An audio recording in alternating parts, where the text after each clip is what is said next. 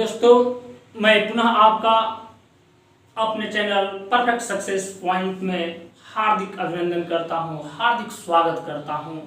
मार ठोकर पहाड़ों को बना के रास्ता निकल जा, तू सोने सा चमक उठेगा, थोड़ा सा मेहनत की आग में तो जल जा। इसलिए थोड़ी सी मेहनत करेंगे, थोड़ी सी मेहनत की आग में जलेंगे, आप सोना बनेंगे और आप में ऐसी क्षमता आ जाएगी कि आप किसी भी बड़े से बड़े ठोकर को मार करके आगे निकल चलेंगे। चलिए इसी कड़ी में आज हम लोग चलते हैं अपने नए क्लास की तरफ। और आज का क्लास होगा ऐसा मैथ की ऐसी शाखा जिसमें हम ऊंचाई और दूरियों के बीच के संबंध का अध्ययन करेंगे। आइए उसी गणित की शाखा त्रिकोणमिति में चलते हैं। त्रिकोणमिति शब्द से ही हम लोगों का तात्पर्य है त्रिकोणमिति, यानी कि जिसमें तीन कोणों की माप होती है। त्रिकोणमिति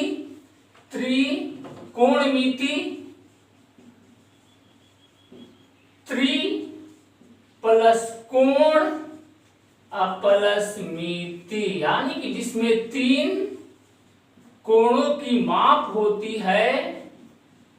मिति मतलब माप। अंग्रेजी में आते हैं ट्रिगोनमेट्री। अंग्रेजी में ट्रिगोनमेट्री आते हैं तो ट्राई माने तीन, गोन भुजा, और मेट्री जो शब्द है वो मेट्रॉन शब्द से बना है और मेट्रॉन का अर्थ होता है माप। तो हम अध्ययन करेंगे त्रिकोणमिति का जिसमें तीन कोणों की माप होती है।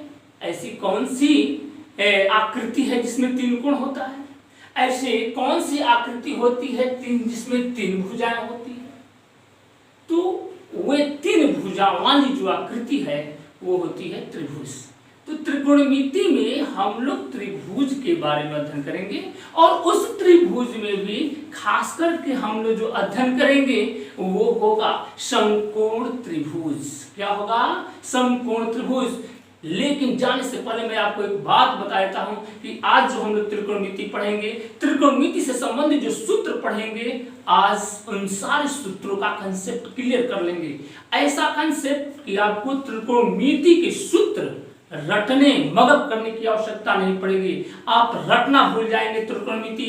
आपको त्रिकोणमिति के सूत्र इतने आसान हो जाएंगे कि मुंह से कोई शब्द निकला और सूत्र आपके सामने होगा। हम त्रिकोणमिति के मानों का इस फिंगर से निकालना सीखेंगे, नहीं रटेंगे। केवल फिंगर के मानों पर देख करके, केवल फिंगर को देख करके ही मान बता देंगे कि sin 0 डिग्री का मान क्या होगा, sin 60 डिग्री का मान क्या होगा, sin 30 डिग्री का मान क्या होगा, sin 45। इसी तरह के cos 30, cos 60, cos 45, यानी कि 0 से 90 डिग्री के बीच के मानों का, जैसे 0 degree, 30 degree, 45 degree, 60 degree, 90 degree, इनके मानों का अध्ययन, इनके मानों को याद नहीं करेंगे, नहीं रटेंगे, केवल इस फिंगर से याद करेंगे। इसके पहले चलने से पहले मेरा आपसे एक रिक्वेस्ट है, यदि आपने इस चैनल को सब्सक्राइब नहीं किया है तो सब्सक्राइब कीजिए। मेरा चैनल है perfect success point, perfect success point. इस चैनल को सब्सक्राइब कीजिए और ज्यादा से ज्यादा शेयर कीजिए ताकि अधिक से अधिक लोग, अधिक से अधिक लड़के, अधिक से अधिक छात्र, अभिभावक जो तैयारी करने वाले हैं सबको इसका लाभ मिल सके, सब इसका फायदा उठा सके। चलिए आते हैं समकोण त्रिभुज। सबसे पहले समकोण त्रिभुज के बारे में आपको जानना जरूरी। त्रिभुज तो जानते हैं, तीन भुजाओं से घिरी आकृति त्रिभुज कहते हैं। चलिए समकोण त्रिभुज और समकोण त्रिभुज के जो भाग होते हैं, जिनको भुजाएं होती है, सबसे पहले हम उसे जानेंगे। चलिए समकोण त्रिभुज, समकोण त्रिभुज के बारे में देखते हैं हम लोग क्या होता है। समकोण त्रिभुज आपका ये हो गया, ये हो गई एक भुजा, ये सीधी, और यहां पर आपने ये आपका समकोण त्रिभुज। समकोण त्रिभुज के बारे में आपको यदि कल्पना हो कि आपके दैनिक जीवन में आपके अगल बगल ऐसी आकृतियां, जैसे कि आप कहीं खड़े हैं और खड़ा है और आपको पेड़ की ऊंचाई ज्ञात करनी है। पेड़, तो वहां पर पेड़ की ऊंचाई को देख रहे हैं और ज्यादा जहां खड़े हैं आप, तो वहां पर कौन सी आकृति की कल्पना की जा रही है, उसमें कौन सी आकृति की संकल्पना की जा रही है, तो वहां पर जो बन रहा है, आप यदि बालकनी में खड़े हुए हैं, बालकनी से यदि रोड पर स्थित किसी वस्तु को देख रहे हैं, तो वहां से किस त्रिभुज की संकल्पना हो रही है, वहां पर जिस त्रिभुज की संकल्पना होगी, जो वहां पर आकृति बनेगी, वो होगी समकोण त्रिभुज। तो आइए सबसे पहले हम लोग समकोण त्रिभुज के बारे में, राइट एंगल ट्राइंगल के बारे में पढ़ते हैं। समकोण त्रिभुज, right angle triangle, right angle triangle. चलिए, राइट एंगल ट्राइंगल में हम लोग देखते हैं कि इसकी भुजा क्या है, और तब देखिए सूत्र कैसे आसानी से याद होता है। आपको सूत्र रटने की आवश्यकता नहीं पड़ेगी, हम आपको ऐसा तरीका बताएंगे, ऐसा ट्रिक बताएंगे, ऐसी मेथड बताएंगे जिसमें आप सूत्र को रटना नहीं चाहेंगे, सूत्र आपसे रटने के योग्य नहीं रह जाएगा। सूत्र जैसे ही साइन का नाम लेंगे, आपको उसका सूत्र आपके सामने होगा। चलिए पहले देखते हैं, कंसेप्ट देखते हैं। कंसेप्ट में आते हैं, ये है आपका राइट एंगल ट्राइंगल, यानी कि इसमें ये सीधी, यानी कि वैसी आकृति जिसमें देखिए 90 डिग्री, आप जानते हैं 90 डिग्री यानी कि सीधे है, ये है लंब, सीधे लंब, यानी कि यदि हम सीधे खड़े हो गए पृथ्वी पर, तो यहां पर हम पृथ्वी यानी कि भूमि के साथ किस डिग्री पर है, 90 डिग्री पर। आपके घर के जो पाए होते हैं, खंभे होते हैं, कितने डिग्री पर होते हैं, जमीन के साथ कितने डिग्री पर होते हैं, 90 डिग्री पर होते हैं।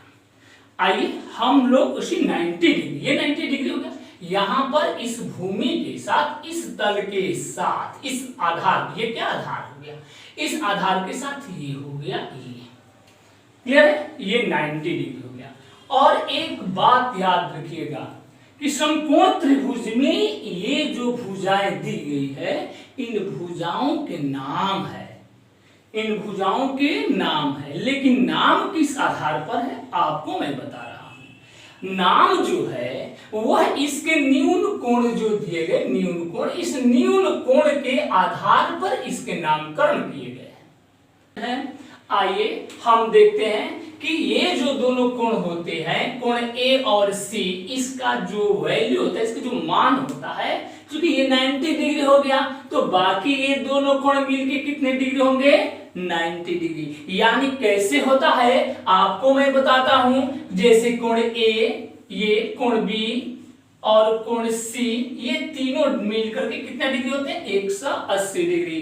त्रिभुज के तीनों कोण मिलकर के कितने होते हैं, 180 डिग्री, याद हो जाना चाहिए। त्रिभुज के तीनों कोण मिलकर कितने डिग्री होते हैं, 180 डिग्री। इसमें ये बी जो है 90 डिग्री हो गया, तो आपका कोण ए और कोण सी कितना हो जाएंगे, देखिए 180 डिग्री है, तो कोण ए और जो कोण सी, ये हो जाएगा 180 डिग्री माइनस 90 डिग्री, यानी कि 90 डिग्री। दोनों कोण मिलकर के 90 डिग्री, यानी कि जब दोनों कोणों का मान जो होगा, एक तो जीरो होगा नहीं, जीरो होगा तो ये ट्राइंगल बनेगा नहीं, तो जब दोनों कोण मिलकर के आपके होंगे 90 डिग्री, इसका अर्थ है कि ये दोनों कोण न्यून कोण है, एक्यूट एंगल है, 90 डिग्री से कम होंगे।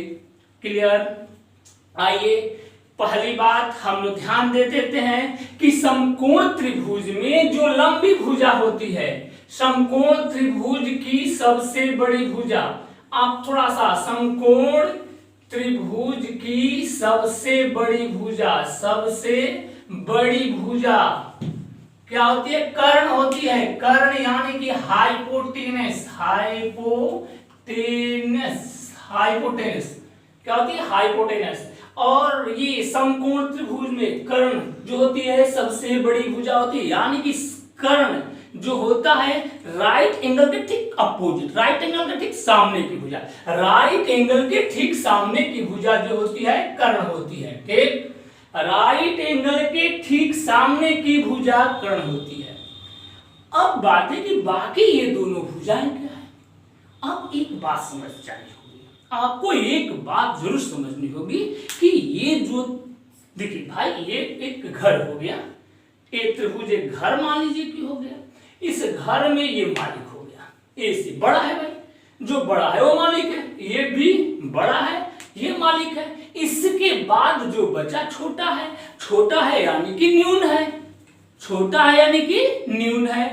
तो ये जो बड़ा है समकोण भुजा बड़ी है, ये क्या हो गई, कर्ण हाइपोटेनस, और जो भुजाएं लंबी है वो हो गए कर्ण। क्लियर।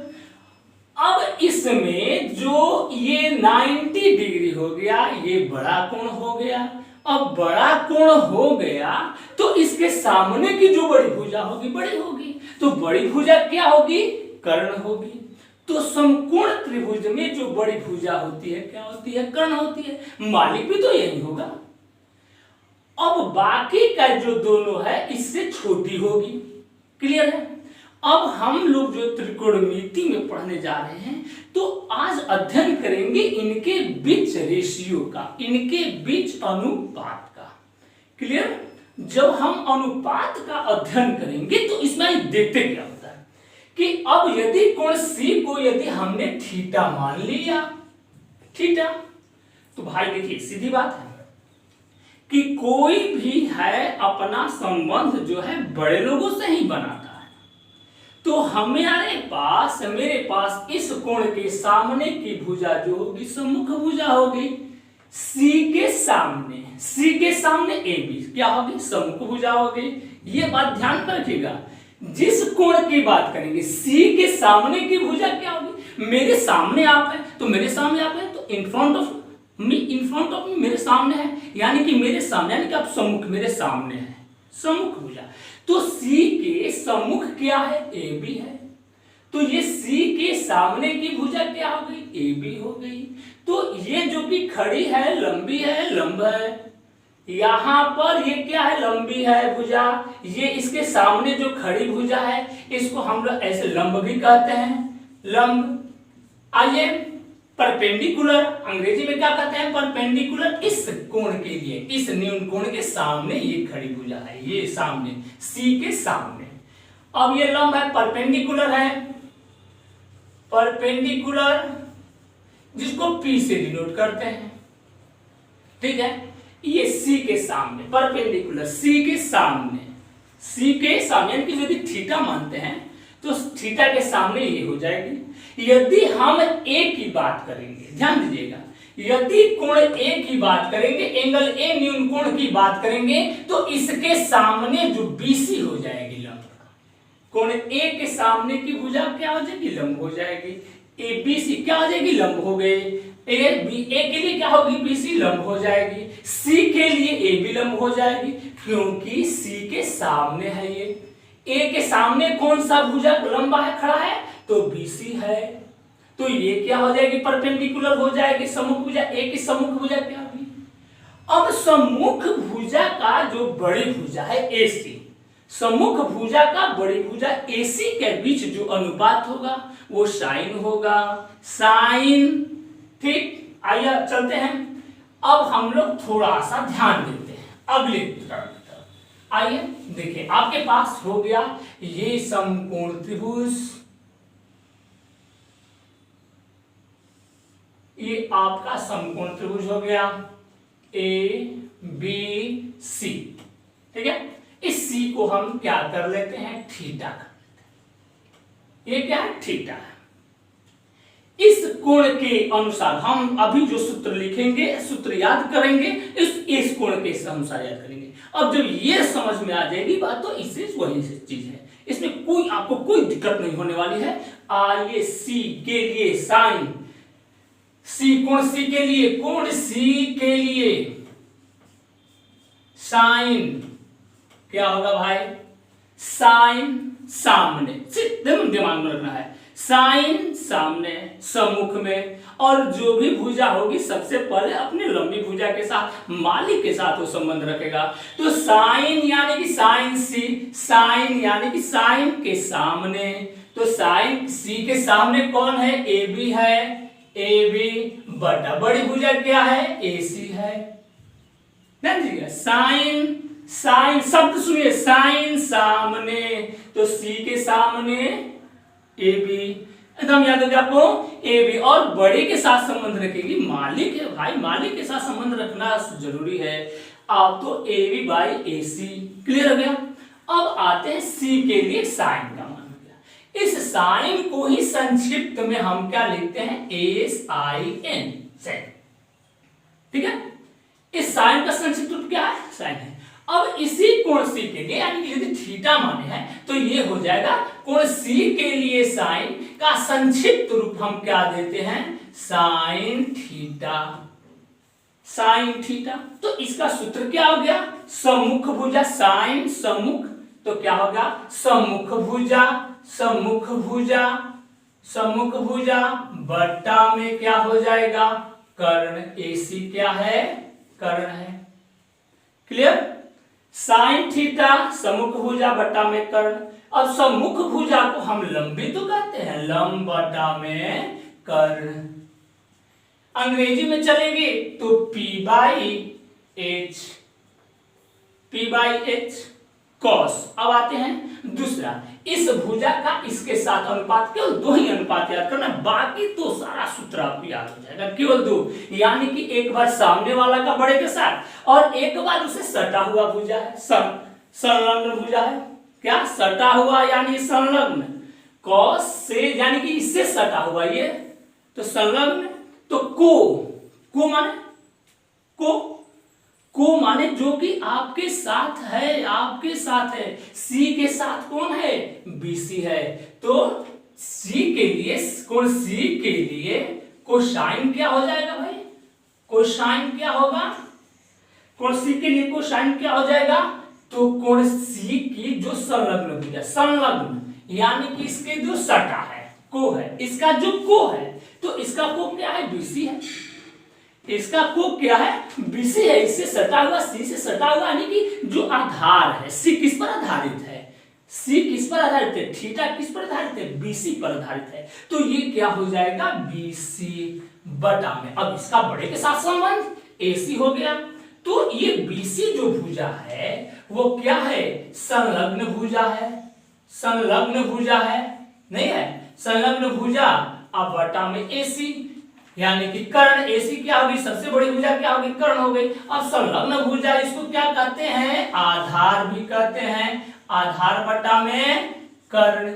क्या हो गया, आधार बटा में कर्ण। और आधार को हम लोग क्या लिखते हैं, बेस। ये क्या हो गया, B, ये क्या हो गया, P, ये क्या हो गया, H। तो आधार को क्या लिखते हैं, बेस बाई H। ये 2 हो गया। अब दोनों का जो, इन दोनों का अनुपात होगा वो tan होगा। अब इन दोनों का जो अनुपात होगा tan होगा। इस भुजा के इसके साथ तो हो गया। अब हमारा संबंध दिखाना है इसका और इसके साथ। ये P है और ये B है, यानी कि लंब है और आधार है। तो लंब और आधार, तो साइन ये हो गया। अब आते हैं कोण C के लिए, टेंजेंट का मान क्या होगा, टेंजेंट, टेंजेंट ध्यान दीजिएगा, टेंजेंट स्पर्शज्या जो होते हैं, टेंजेंट, इस C के लिए जो टेंजेंट होगा, यानी कि इस C के सामने कौन है, P है, और इस पर आधार कौन क्या है, B है। तो ये AB बटा में BC, AB बटा में BC हो गया। यानी कि लंब और अपने में जो संबंध होगा लंब और आधार का, क्योंकि ये सामने है पहले इसका और जिस पर टिका हुआ है इसका, यानी कि ये जो दोनों, यानी कि 90 डिग्री जिन दो भुजाओं से बनी है, 90 डिग्री जो भुजाओं से बनी है, इन भुजाओं का जो अनुपात होगा टेंजेंट, ये AB होगा। ये हो जाएगा आपका सम्मुख भुजा, सम्मुख भुजा अब बटा में संलग्न भुजा। क्लियर। यानी कि ये हो गया आपका सम्मुख भुजा क्या हो गई, AB हो गई, और संलग्न भुजा क्या हो गई, BC हो गई। यानी कि ये लंब बटा में आधार हो गया, यानी कि P/B हो गया, P/B हो गया। आइए चलिए आइए अब हम लोग देखते हैं कोण C के लिए, कोण C के लिए हम लोग मान देते हैं कोटेंजेंट का, कोटेंजेंट, कोटेंजेंट का मान देखते हैं क्या होता है। कोण C के लिए कोटेंजेंट जो होता है, अब ठीक इसका रिवर्स हो जाएगा, इनवर्स। कोटेंजेंट जो होगा वो आधार और लंब, आधार और लंब, यानी कि BC बाई आपका ये हो जाएगा BC और AB का अनुपात, BC और ए बी का अनुपात हो जाएगा। तो बीसी क्या है यहाँ पर, बीसी कोटेंजेंट, कोटेंजेंट है आपका। तो बीसी यहाँ पर हो गया आधार यानी कि संलग्न भुजा, संलग्न भुजा और बट्टा में सम्मुख भुजा। किसके सम्मुख, कोण सी के सम्मुख की भुजा। यहाँ पर जो संलग्न और सम्मुख की बात हो रही है, कर्ण तो बदलने वाला नहीं, कर्ण कभी नहीं बदलेगा। और यहाँ पर कर्ण को भाई तू जानती कभी बदलता नहीं, दुर्योधन से दोस्ती की, दोस्ती रह गई उसकी, कर्ण कभी नहीं बदलता है। आइए बदले यहाँ लंब और आधार। चलिए तो संलग्न भुजा बाई सम्मुख भुजा, तो संलग्न जो है कोटेंजेंट यानी कि बीसी हो गया, यानी कि सी के संलग्न, सी का संलग्न क्या है, बीसी। यही बात होगी जब एक के कोण के लिए जो बात होगी, एंगल ए की जब बात होगी, तो इसके लिए संलग्न यानी कि बेस हो जाएगा ए बी और परपेंडिकुलर हो जाएगा इसके सामने, ए के सामने की जो भुजा बीसी होगी वो परपेंडिकुलर होगी, वो लंब होगी। ये बात हमें अपने दिमाग में बैठा लेनी है।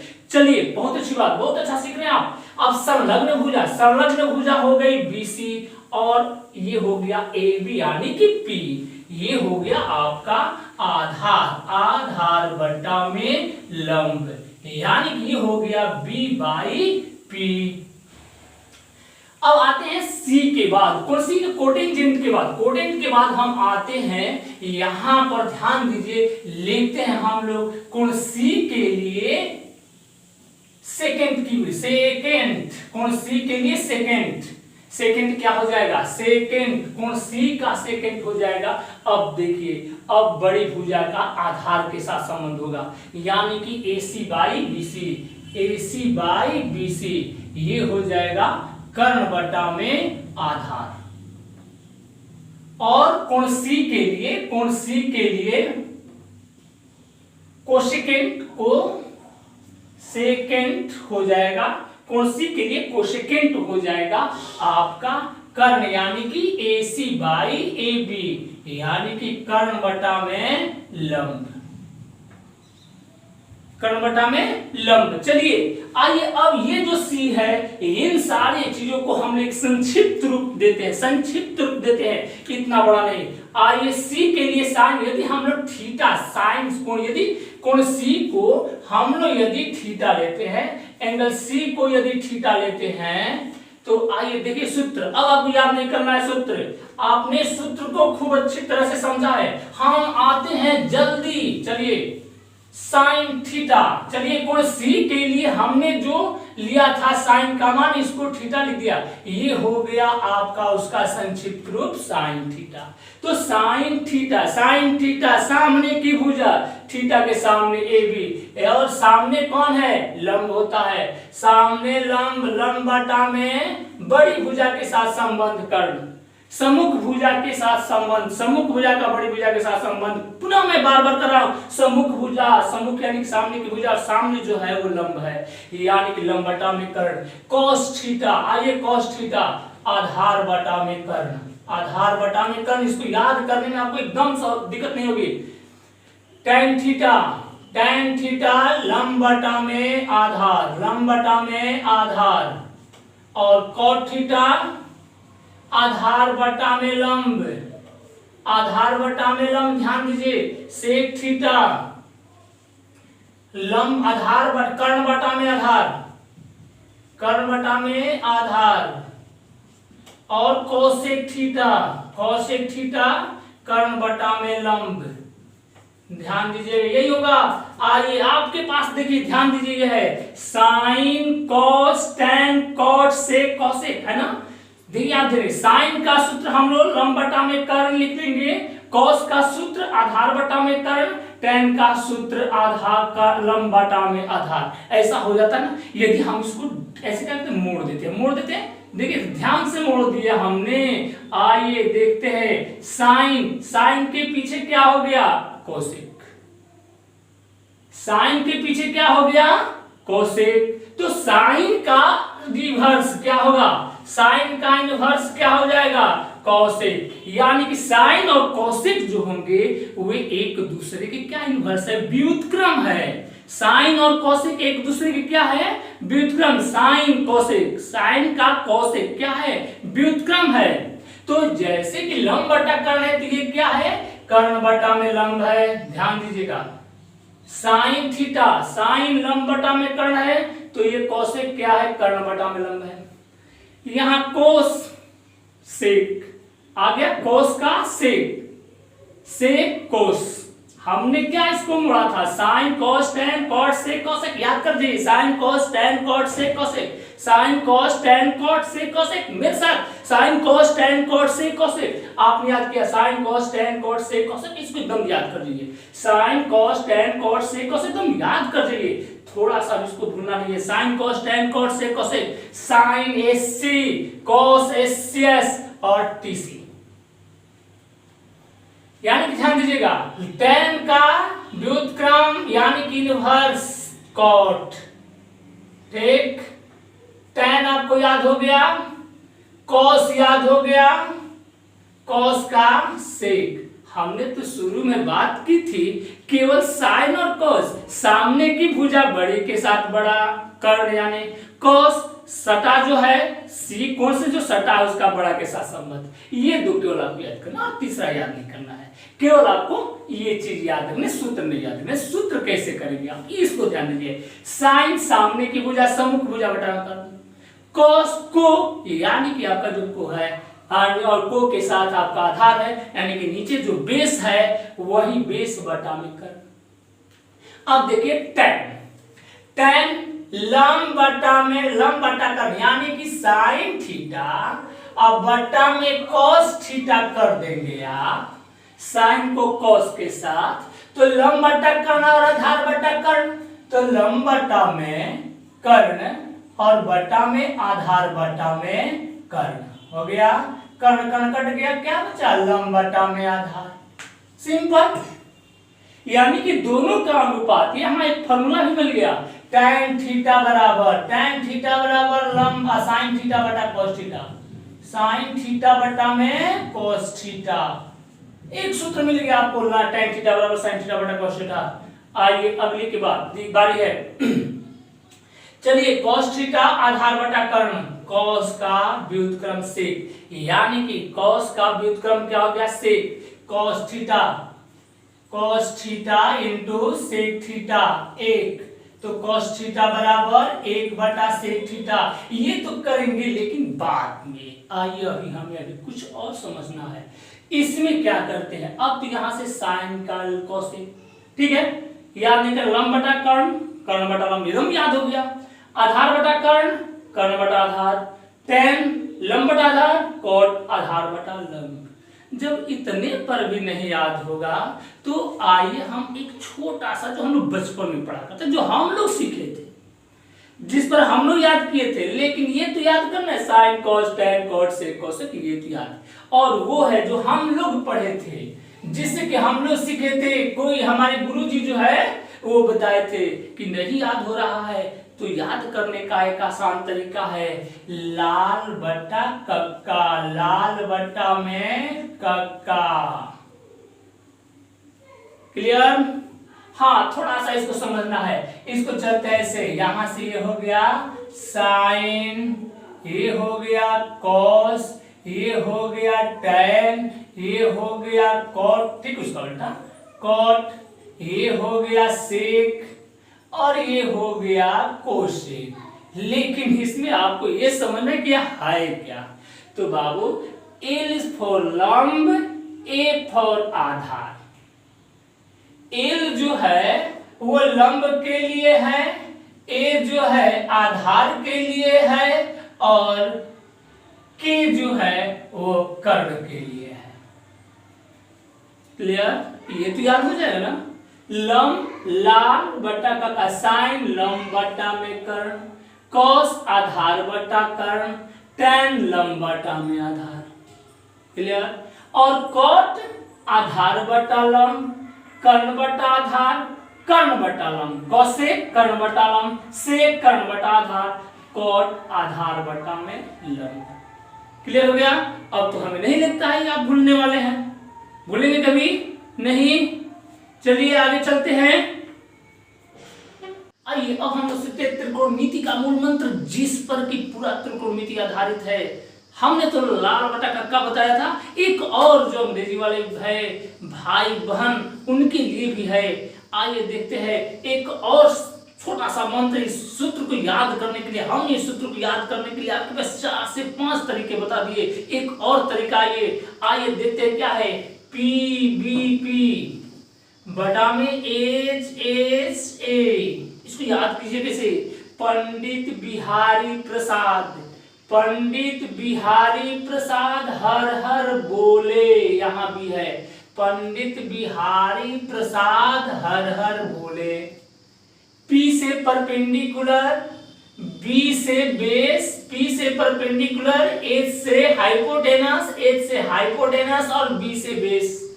पंडित बिहारी प्रसाद हर हर बोले, एकदम क्लियर। पंडित बिहारी प्रसाद हर हर, ये P क्या हो जाएगा साइन, ये B क्या हो जाएगा कॉस, P क्या हो जाएगा tan, यहां से tan, इससे P/H हो जाएगा साइन, B/H हो जाएगा कॉस, P/B हो जाएगा tan, और यहां से उल्टा कर देंगे ये कोट हो जाएगा, ये हो जाएगा सेक हो जाएगा, और ये हो गया आपका कोसेक। चलिए इस तरह से आपको याद करने के लिए बहुत सारे फॉर्मूले। चलिए अगली तरफ चलते हैं, अगले फॉर्मूले की तरफ चलते हैं।